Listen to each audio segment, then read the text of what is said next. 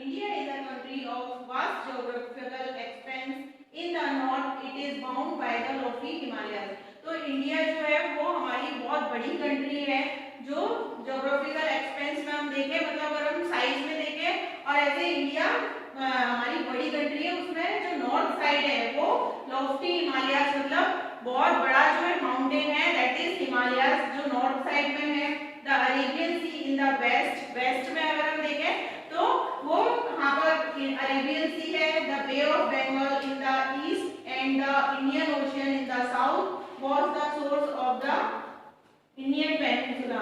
और अगर हम ईस्ट वेस्ट ऐसे हम अगर इंडिया के मैप में देखें कि इंडिया कहाँ पर कौन कौन सी चीजें हैं, तो नॉर्थ साइड में क्या है, हिमालय है, अरेबियन सी है वो वेस्ट साइड में है, बे ऑफ बंगाल है वो ईस्ट साइड में है, और इंडियन ओशियन है वो साउथ की साइड में है, जिसको साउथ में अगर हम बोले पेनिनसुला, पेनिनसुला क्या होता है, जो one three side water and one side land, that is called peninsula. तो इंडियन पेनिनसुला है वो उसके नीचे की तरफ है Indian ocean. India has an area of about 3.28 million square kilometre.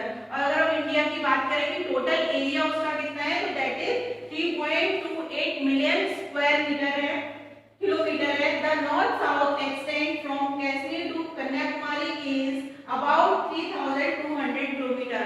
और अगर हम नॉर्थ से लेकर साउथ की बात करें, नॉर्थ में कश्मीर और साउथ में कन्याकुमारी, वहां तक का टोटल एरिया वो कितना है, 3200 kilometre. And the east west extend from Arunachal Pradesh to Kutch is about 2900 kilometre. और अगर हम ईस्ट से वेस्ट की बात करें तो ईस्ट में अरुणाचल प्रदेश से लेकर वेस्ट में कच्छ तक का टोटल एरिया है वो है 2900 किलोमीटर। नाउ हम आगे बात करते हैं कि वहां पर डिफरेंट डिफरेंट टाइप की माउंटेन्स हैं, प्लेन्स हैं, डिफरेंट रिवर्स हैं। तो the lofty mountains, the great Indian desert, the north plains, northern plains, the uneven plateau surface and the coast and island present a diversity of landform. यहाँ पर हमें different different type की landforms देखने को मिलती है, जो प्रीवियस चैप्टर में भी पढ़ चुके हैं कि माउंटेन्स होती हैं, प्लेन्स होते हैं, प्लेट्यूज होते हैं, और कुछ इंडियन डेजर्ट है, यहाँ पर कोस्ट एरिया है, एंड आइलैंड्स है। आइलैंड कहाँ पर है, आइलैंड मींस जहाँ पर चारों तरफ वाटर है और बीच में मिडिल में लैंड है, that is island. There is a great variety in the climate, vegetation, wildlife as well as in the language and the culture. और यहाँ पर डिफरेंट डिफरेंट टाइप के हमें कल्चर्स देखने को मिलते हैं। मींस अगर हम इंडिया की बात करें तो डिफरेंट डिफरेंट कल्चर है, डिफरेंट डिफरेंट यहाँ पर लैंग्वेज बोली जाती है, डिफरेंट टाइप का क्लाइमेट है, अलग अलग जगह पर अलग अलग क्लाइमेट होता है, अलग अलग टाइप के फॉरेस्ट, एनिमल, जिनको हम वेजिटेशन और वाइल्ड लाइफ बोलते हैं, जो हम नेक्स्ट चैप्टर में भी रीड करेंगे डिटेल में। फिर इंडिया इन दिस डाइवर्सिटी, मतलब इतनी सारी डिफरेंस चीजें होने के बाद भी we find unity that is reflected in tradition that bind us as one nation. इतना सब अलग होते हुए भी हमारा जो नेशन है वो एक, मतलब एक यूनिटी जैसी फीलिंग होती आती है। India has a population of more than 120 crore since the year 2011।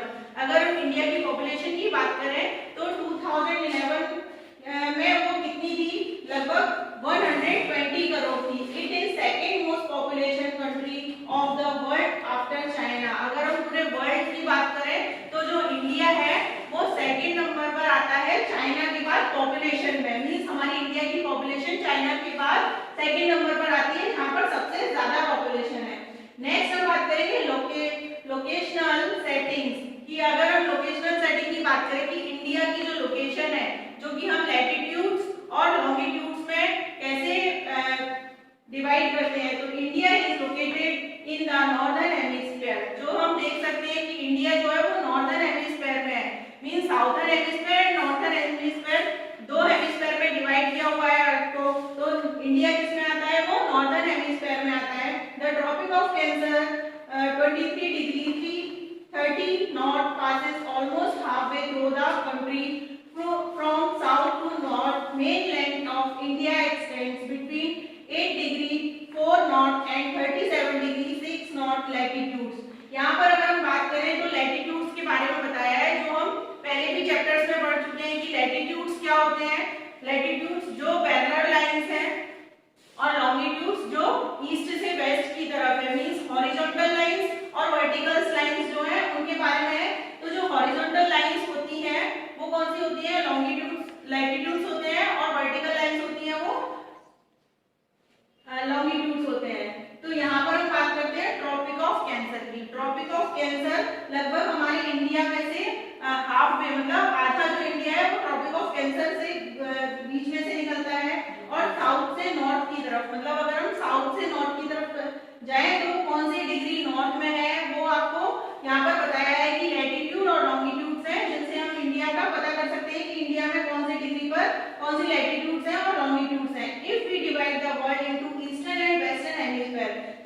हमने अभी उसको नॉर्दर्न एंड साउथर्न हेमिस्फीयर में डिवाइड किया, वैसे ही अगर हम इंडिया को नॉर्दर्न हेमिस्फीयर एंड वेस्टर्न और ईस्टर्न हेमिस्फीयर में डिवाइड करते हैं तो which hemisphere would India belong to. तो आप सोचो कि इंडिया किस साइड में आएगा, मतलब वो अभी हमने नॉर्दर्न हेमिस्फीयर और साउथर्न हेमिस्फीयर की बात की, मतलब अगर अपर साइड एंड लोअर की बात की, अभी हम लेफ्ट और राइट की बात करते हैं, मींस वेस्टर्न और ईस्टर्न की बात करते हैं, तो हमारा इंडिया कौन से हेमिस्फीयर में आएगा।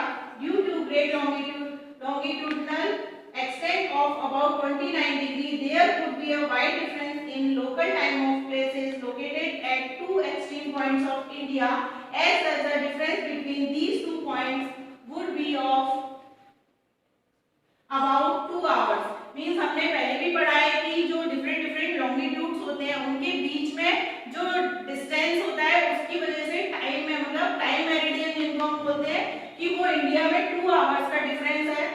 As you have learn earlier, जो कि आप पहले पढ़ भी चुके हैं, the local time changes by 4 minutes for every 1 degree of longitude. जो लॉन्गिट्यूड्स हैं उनके अकॉर्डिंग हर 2 मिनट में, हर 4 मिनट में वहां पर डिफरेंस होता है टाइम का। The sun rises about 2 hours earlier in the east Arunachal Pradesh than in the west Gujarat. अगर हम सनराइजिंग की बात करें तो सनराइजिंग है वो सबसे पहले हमें अरुणाचल प्रदेश मतलब ईस्ट साइड में जो सनराइज है, और उसके बाद जो वेस्ट साइड है उसमें 2 आवर्स का डिफरेंस देखने को मिलता है। वो क्यों मिलता है, वो लॉन्गिट्यूड की वजह से कि वो किस लॉन्गिट्यूड में आ रहे हैं, उन दोनों के बीच के डिफरेंस में कितने आवर्स का डिफरेंस होता है, 2 आवर्स का। इसी वजह से सनराइजिंग में डिफरेंस होता है 2 आवर्स का। You have already read earlier why the local time of longitude of 82 degree 30 east has been taken as the Indian standard time. इसीलिए जो इंडियन स्टैंडर्ड टाइम है उसमें कौन से लॉन्गिट्यूड की वजह से, जो 82 डिग्री 30 ईस्ट में है उसकी वजह से जो टाइम डिफरेंस है, इसीलिए हम उसको इंडियन स्टैंडर्ड टाइम बोलते हैं। द मेरिडियन और longitude is also termed as the standard meridian of India. और लॉन्गिट्यूड को मेरिडियन बोलते हैं, ये तो हम पहले भी पढ़ चुके हैं। तो मेरिडियन या लॉन्गिट्यूड है वो उसको ही हम स्टैंडर्ड मेरिडियन ऑफ इंडिया बोलते हैं या स्टैंडर्ड मेरिडियन टाइम बोलते हैं। इंडियाज नेबर्स, अब हम इंडिया के नेबर्स के बारे में पढ़ेंगे कि इंडिया के आसपास कौन सी कंट्री है जो इंडिया की बाउंड्री को टच करती है और उसके नियर है। There are 7 countries that share land boundaries with India. Find out names. यहाँ पर मैप में भी देख सकते हैं कि ये जो इंडिया है उसके आसपास नेबर्स में कौन कौन सी कंट्रीज हैं। जैसे मैं आपको बता देती हूँ, Pakistan, Afghanistan, Tibet, China, Nepal, Bhutan, Bangladesh and Myanmar, ये सारी कंट्रीज हैं। एंड श्रीलंका इज ऑल्सो, ये सारी कंट्रीज हैं जो इंडिया के नेबर्स हैं। आगे हम भी करेंगे नेक्स्ट पेज पर। Of these countries from figure 7.1 जो हमने मैप में देखा, how many of these countries do not have access to any ocean or seas across the sea off to the south lie our island neighbour Sri Lanka and Maldives. Sri Lanka is separated from India by the first state. यहाँ पे बताया है कि अगर आप देख सकते हैं कि ओशियन और सीज है डिफरेंट, तो जो साउथ है, साउथ में जो सी है वो कुछ आइलैंड भी हैं। आइलैंड कौन कौन से हैं, वो श्रीलंका एंड मालदीव, ये 2 आइलैंड है। श्रीलंका है वो सेपरेट है इंडिया से एक पल्ग स्टेट। पल्ग स्टेट मतलब स्टेट क्या होते हैं कि एक नैरो लैंड एरिया होता है, उसको हम स्टेट बोलते हैं। मींस इंडिया से श्रीलंका के बीच में एक वाइड नैरो लैंड है जो इंडिया से श्रीलंका को जोड़ती है। नाउ नेक्स्ट हम देखेंगे political and administrative division.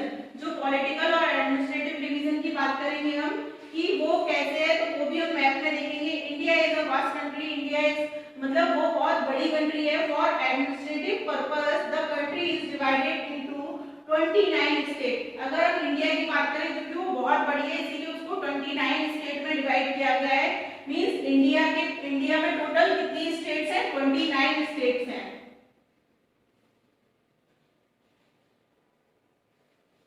And 9 union territories. Delhi is the national capital. The states have been formed mainly on the basis of language. और 9 union territories हैं, मतलब 29 जो है वो states हैं और 9 जो है वो union territories हैं। दिल्ली यहाँ की कैपिटल है, इंडिया की कैपिटल है दिल्ली। और यहाँ पर जो states फॉर्म की गई है वो किस बेसिस पे फॉर्म की गई है, लैंग्वेजेस के बेसिस पर।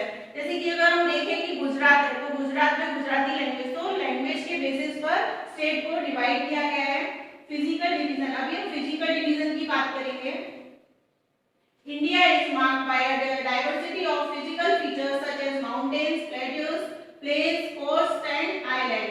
यहाँ पर जो इंडिया है वहाँ पे different different same mountains, plateaus, island in सारी चीजों में डिवाइड किया हुआ है। मतलब यहाँ पर बहुत सारी चीजें हैं अलग अलग जो हमें देखने को मिलती हैं। Standing as sentinel in the north are the lofty snow capped Himalayas. अभी हम जो इंडिया का मैप है उसमें हम देखेंगे कि हिमालय है वो भी 3 लेयर में डिवाइड किया गया है। तो सबसे ऊपर है Himalaya means the abode of snow, मतलब वहां पर हिम प्लस हिमालय। अगर हम हिमालय को दो पार्ट में डिवाइड करें, हिम और आलय, हिम मतलब स्नो एंड आलय मींस हाउस, अगर हम हाउस बोले उसको तो मतलब हिमालय है वहां पर बहुत सारी स्नो होती है इसलिए उसको हिमालय के नाम में बताया गया है। Himalaya mountains are divided into 3 main parallel range. Himalaya है उसको 3 पैरेलल रेंज में डिवाइड किया हुआ है। फर्स्ट वन है वो है ग्रेट हिमालय जिसको हम हिमाद्री भी बोलते हैं।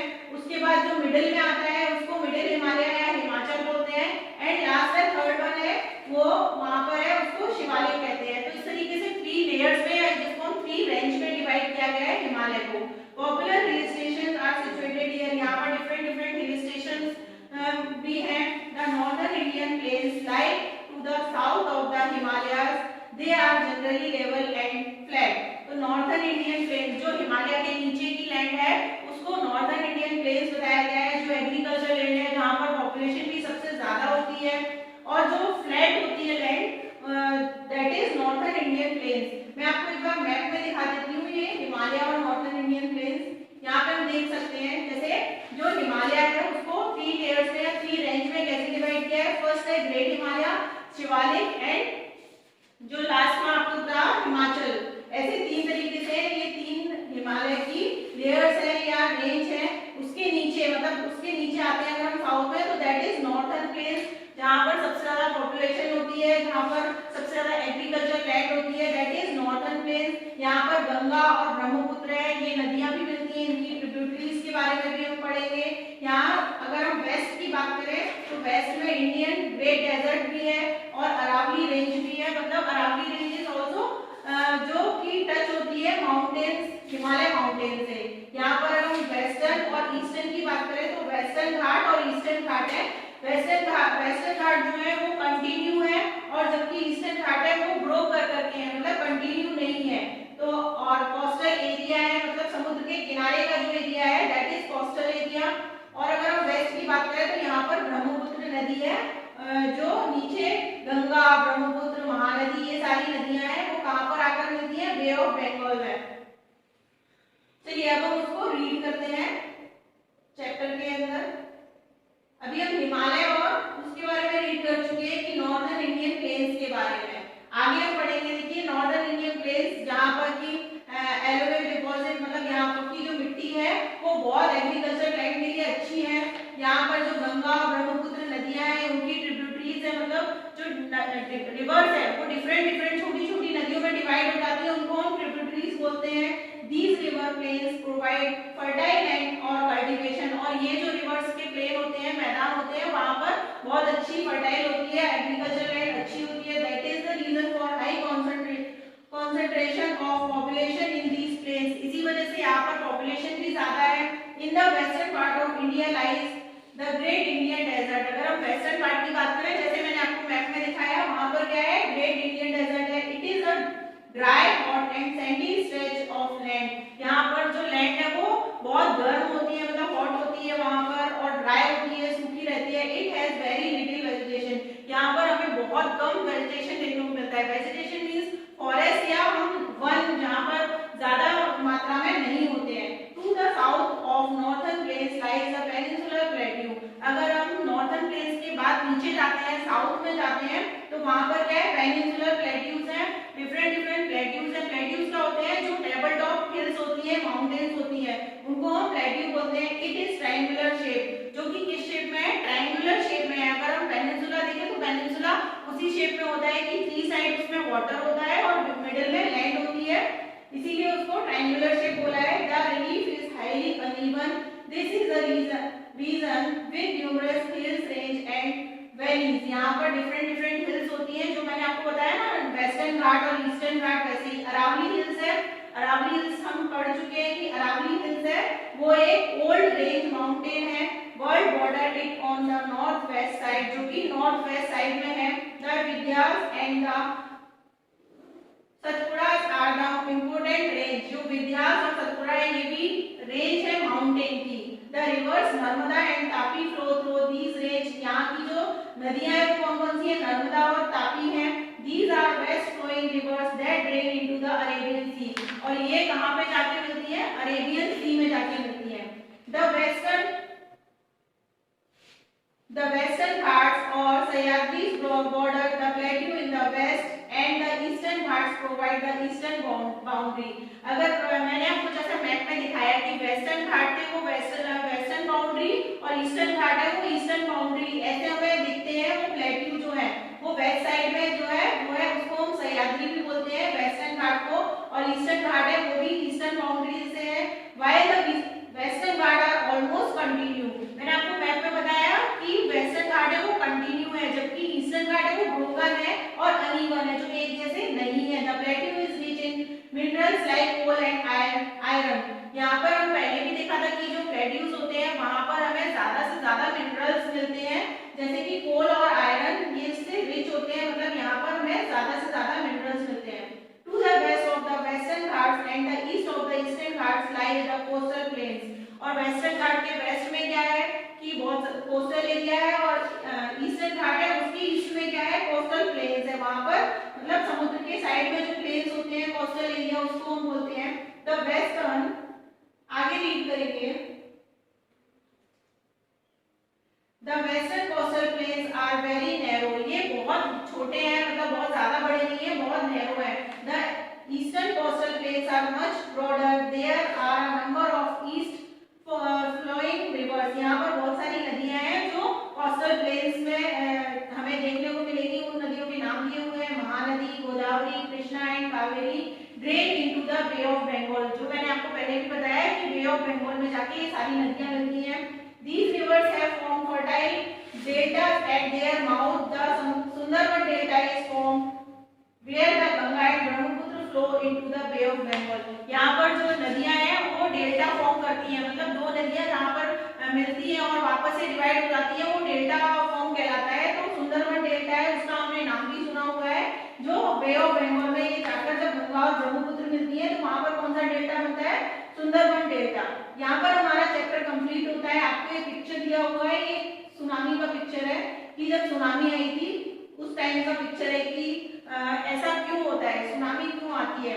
To group of island also from part of India, जो आइलैंड है वो इंडिया का ही पार्ट है, जैसे कि Lakshadweep island are located in the Arabian sea, Arabian sea में कौन सा है, लक्षद्वीप है। And Andaman and Nicobar, Andaman Nicobar is also island lying on the southern of the Indian mainland in the Bay of Bengal, जो Bay of Bengal की तरफ है, southeast of the Indian mainland in the Bay of Bengal। Do you know which group of islands were affected by the tsunami in 2004? क्या आपको पता है 2004 में जब सुनामी आई थी तो कौन से आइलैंड ज्यादा इफेक्ट हुए थे? Find out through newspaper reports and by speaking to people how in the different way people face the challenge when the tsunami struck the India।